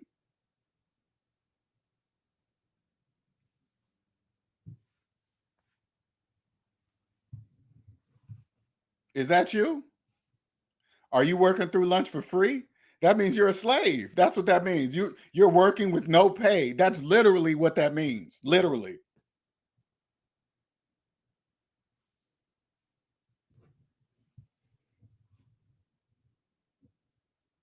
Did you know a job will have more respect for you if you didn't allow that?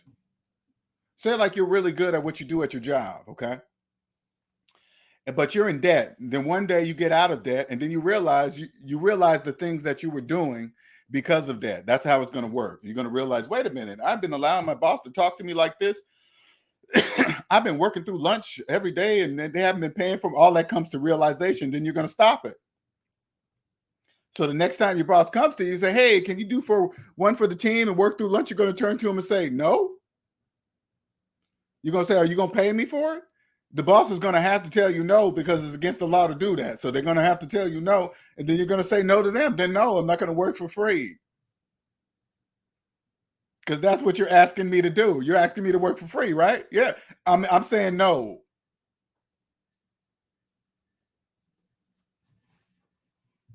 Hey, you're going to do one for the team. What, be a slave for the team? The answer is no.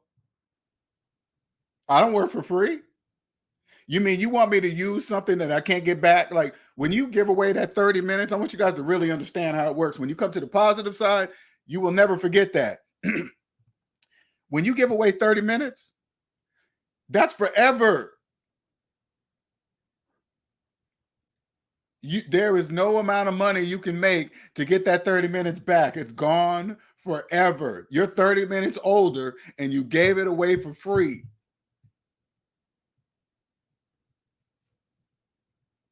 That's how SMD family members with jobs, that's exactly how they look at it. Their managers, their bosses, all of them know they're going to be looking at, they look at the SMD family member with a job. That person's different. Sure is.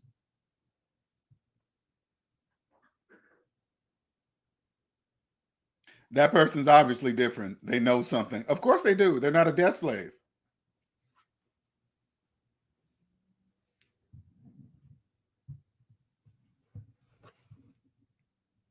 Like the Will Motivation video, that's why that Ferrari makes him a debt slave. Deep. He's deep, man. He's deep in debt.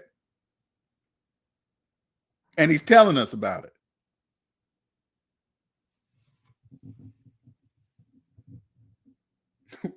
When you come to the positive side, you turn around and you look at the stock market, you're like, wait a minute.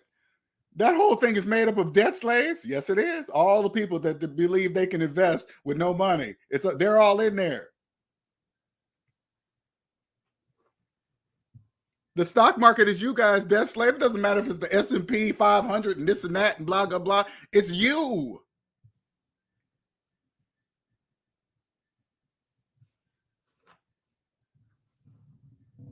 You're probably saying to yourself, what do you mean it's me? If you believe you're investing in the stock market with student loans older than the stock you purchased, that makes the stock market you, because you can't do that. When you hear the other debt slaves say, hey, you know, the interest rate on the student loan debt is so small, that'd be so stupid, like Caleb. Like Caleb, he does that. He made a video about that. Like, oh, the interest rate on that's stupid to pay it off. And that, do you know you can't invest in anything if you have student loan debt? You can't do that. The percentage rate is irrelevant to mathematics. Math doesn't care about the interest rate on a loan. It just cares about the numbers in the loan. That's it. Interest is just frosting for the bank. That's frosting. You are the cake.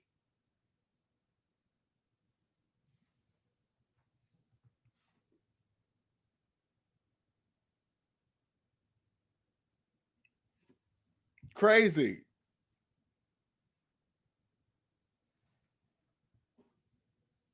They're taking it. Listen, there's some people out here that I wouldn't say taking advantage of you. I wouldn't say that, but there are a lot of people taking advantage of you, debt slaves, taking full advantage of you. Financial scam, bad financial deals. Sometimes I'll be on Facebook and you get these people financing these cars at these little low-end shops, and then make a video about it. Hey, look what I just financed, and tell the price of this car. If you ever went to, listen, if this is you, if you ever went to one of those side lots with older cars at ridiculous prices and you financed it with them and you don't know the interest rates, and then you make a video about how you financed a car at this particular car lot, do you know they're using you?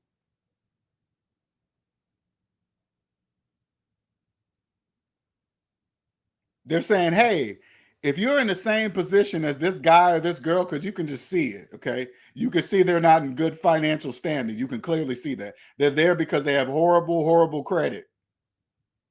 That's why they're at that.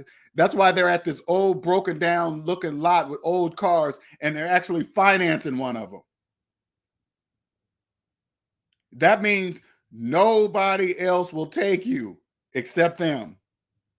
And then you make a video about the business will make a video about it, so other people in the same position will go to them because they believe in their brains they have no choice.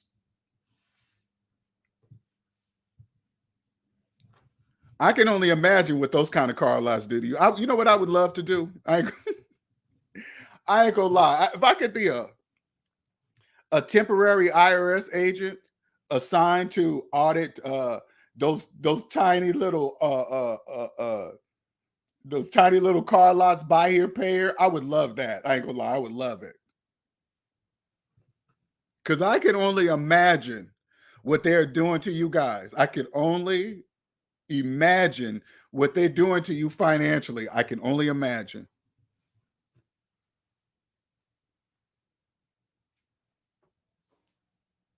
The ones that are, if you're paying every other week, your car payments are twice a week.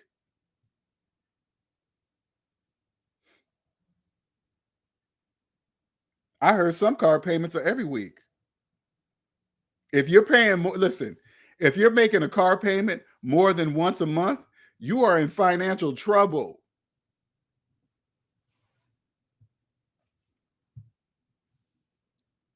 Fixing your credit is not going to fix you.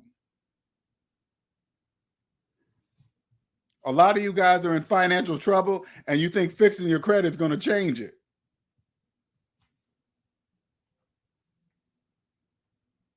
I got some bad news for you. It's not.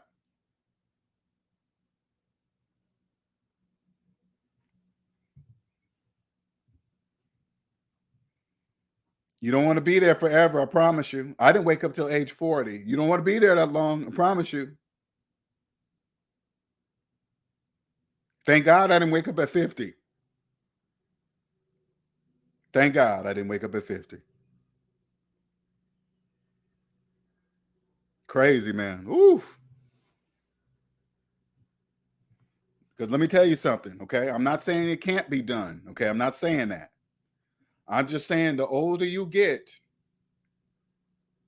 if you wake up in your 50s or your 60s, you're going to have a strong mind to accept what you're going to see. You're going to have a very strong mind to accept that you've owned nothing your entire life. The asset attitude, what's going on? People are getting sued for student loan debt balances. Law firms are using the courts to garnish bank accounts and put liens on property. If you think you're not paying, you will be soon. You sure will. When you come to the positive side of capitalism, right? I clearly see what student loan debt is. That's how they create debt slaves. But it's psychological. Listen, there is no way out of it. You have to work and pay it off. Listen, that is the only way you're going to get out of it. Some people, the majority of those people, listen, this is how it works. The majority of you have already given up in your mind to ever paying it off. So now people create a market around that. Hey, this is how it works. Don't worry about your student loan debt. It's got a low interest rate. Go invest in this and that. That's why they're doing that, because you've already accepted never paying it off. Them saying it has a low interest rate is even more of an incentive for you not to pay it off. That's how it works. And so you create a business about, hey, you could still buy a house with a student loan debt. You could still buy a car with student loan debt. You could still, if that's what you believe. When somebody tells you that you can invest while having student loan debt, that's mathematically not true. You can't do that. So it doesn't, but It doesn't mean that the person's bad. It just means that they're doing business. That's all that means, because it's not their fault if you don't trust mathematics. So if you don't trust math, you're just going to pay for it.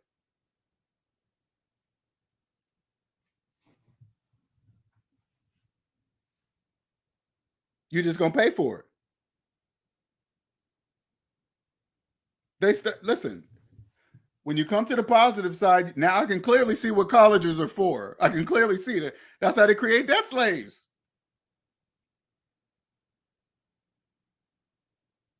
Debt slaves. You guys have no money. Of course, you're not going to have any money for college. Of course.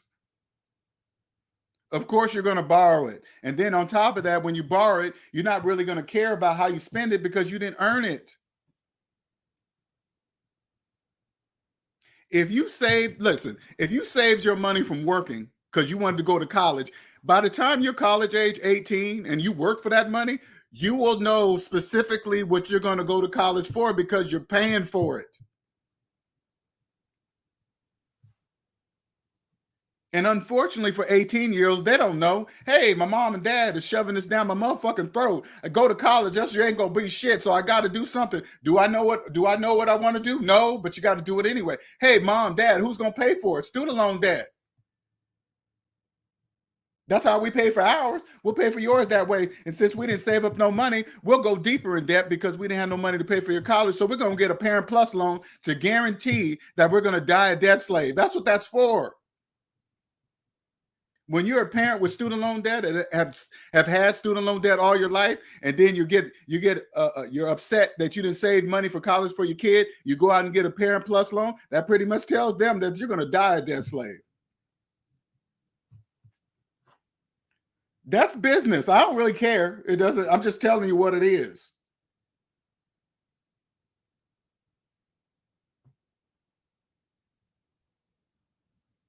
When you're 18, you don't know that. When you turn 18, you don't know that you're free at that moment. Yeah, you're a legal adult. Not only are you a legal adult, you are free. No business owns you. Then as soon as they turn 18, all the debt slaves swarm around them. Hey, if you ever want anything, you got to build your credit. What that means is that you got to become a debt slave first. That's what they believe. Because right now, when you're 18, you don't have any businesses listed on your credit report. That means you have no owners. The debt slaves come in and say, hey, if you want to get anything, you have to finance it all or whatever. That means businesses now are going to be listed on your credit report, which is actually your owner's ledger, and now you're owned.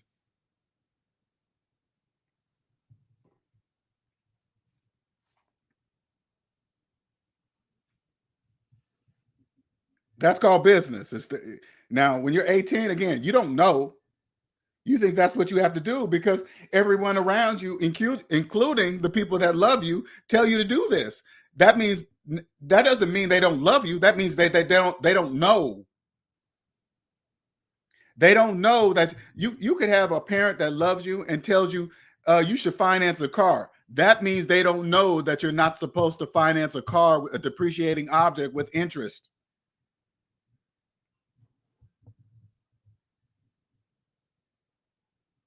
You think a person that loves you would purposely tell you to go in debt for a depreciating object? No, they just don't know.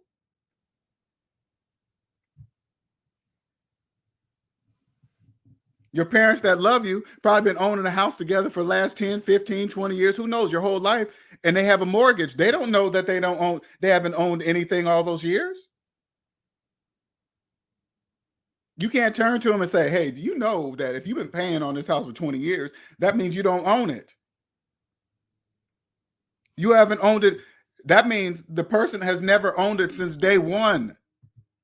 Since the day they drove down the street and saw it, this is our dream home, this and that. They haven't owned it since day one.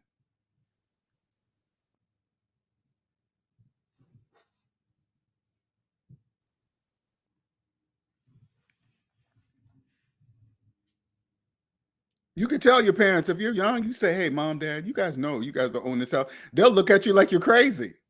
What are you talking about? You on drugs?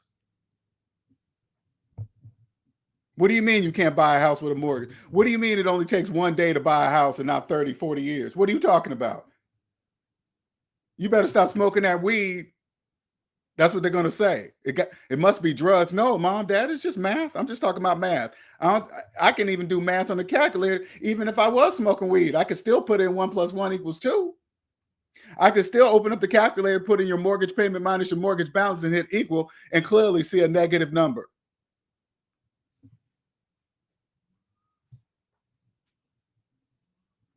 Here, let me bring you guys to the positive side one more time, okay, so you can get it.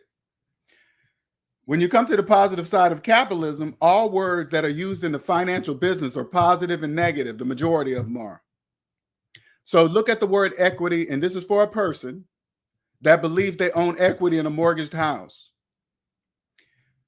Equity is positive and negative. When you even hear a person use the word equity, 99% they're telling you that they have a mortgage. And this is why. If you open up the calculator, put in your mortgage payment minus your mortgage balance and hit equal, that large negative number says negative equity. That large negative number says you are the equity.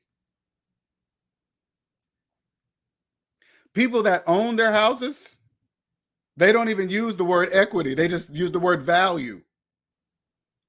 How much is it worth? Because they know if they use the word equity, that means they're going to get a loan or something against it or use the house as collateral. Then they're going to research equity. How much money could I get? Let's see the equity. And then they go to the bank, and the bank determines how much money they're going to give them for the house. That's equity. But if you own it, you don't even use that word.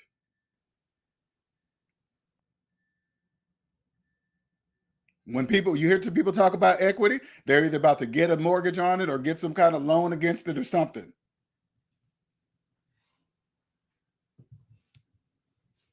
So when you're out there trying to figure out this financial world and you hear the word equity, you think to yourself, is he talking about negative equity or is he talking about positive equity? If he or she is using the word equity, 9 times out of 10, they're talking about negative equity because they're talking about a mortgage. It's 100% mathematically impossible to own equity in a mortgaged house. 100%.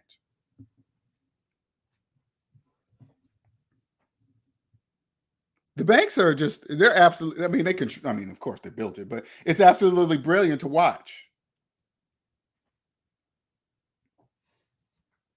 If you have so-called equity in the home, they already know when to reach out with you because they already know if you're in financial trouble or not. They already know.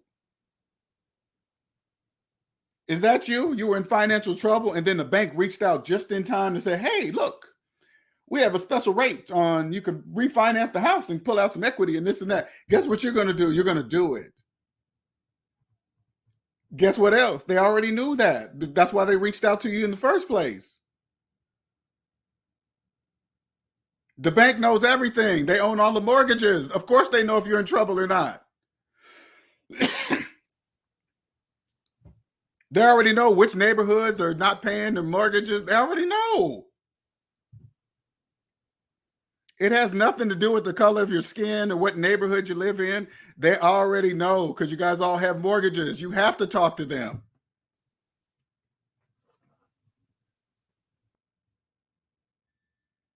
It's not a big guess for them. They already know.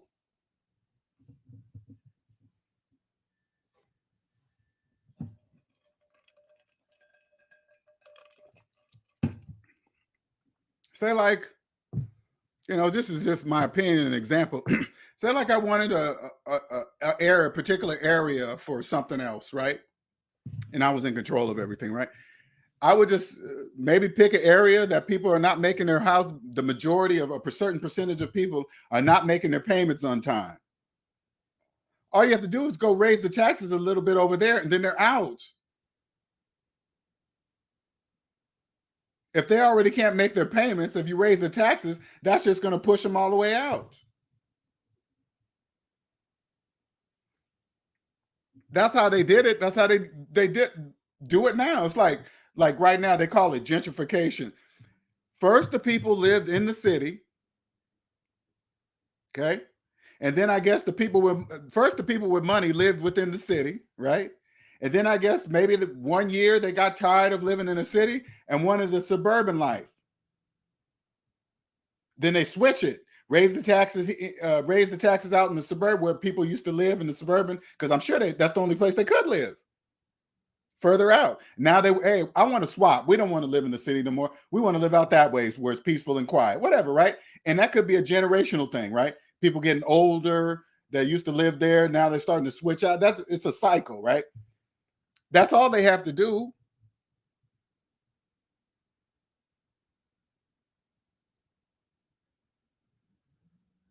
I look at the neighborhood I lived in Seattle, old houses, the lower income people, big old houses, but they were run down. Then all of a sudden it started to change.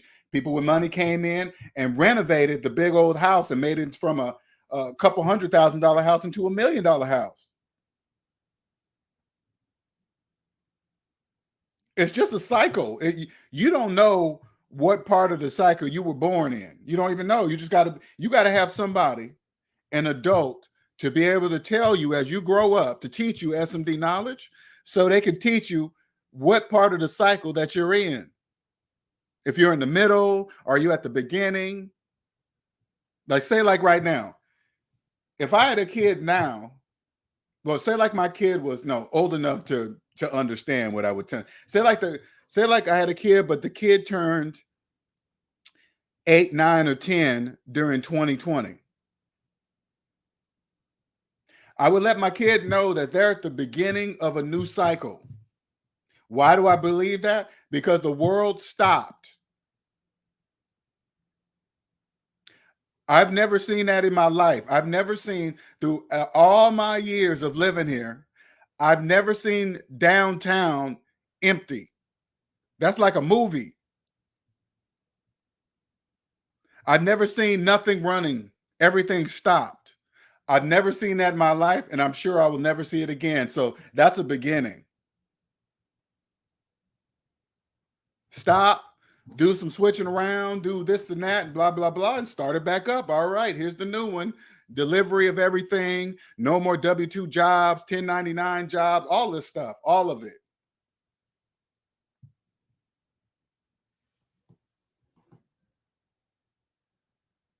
You're in the beginning, son. This is what you do. Don't finance nothing.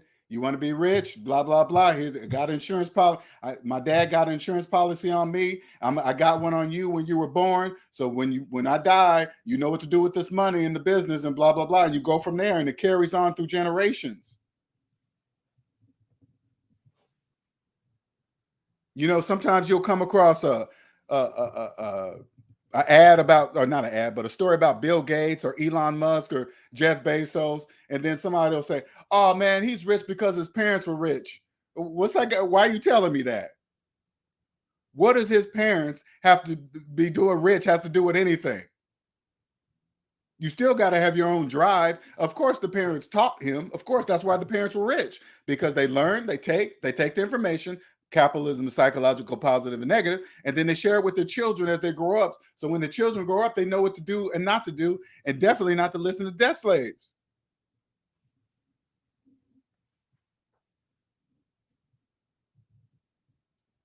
Once you're on the positive side, then you see the purpose of social media, debt slaves.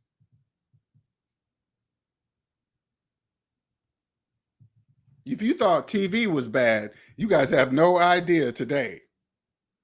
At least TV, you had to be in the house to watch it. So you had to be stationary, sit down and watch it. Now, you guys can watch it anywhere you go.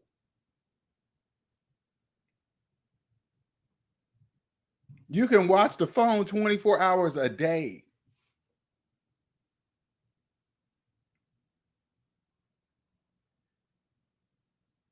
Good luck on getting them debt slaves out. Good luck on that. Anyway, I'm going to wrap it up. I put the link in there a couple times. Nobody jumped on, so I'm going to go ahead and get out of here. Thank you, everybody, for joining today, conversating.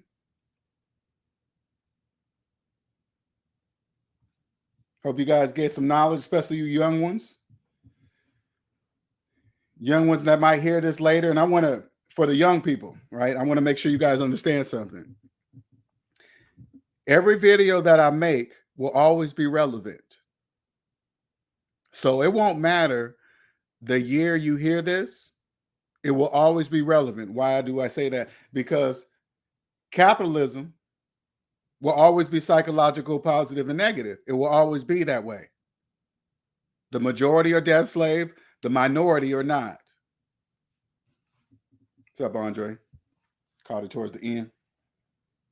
This is how it will always be. You understand SMD? Just a second here. Oh, I'm sorry. Shout out to Nick for the $19.99 super chat and the $4.99 super sticker from Tinfoil Hat. Appreciate you guys. Thank you.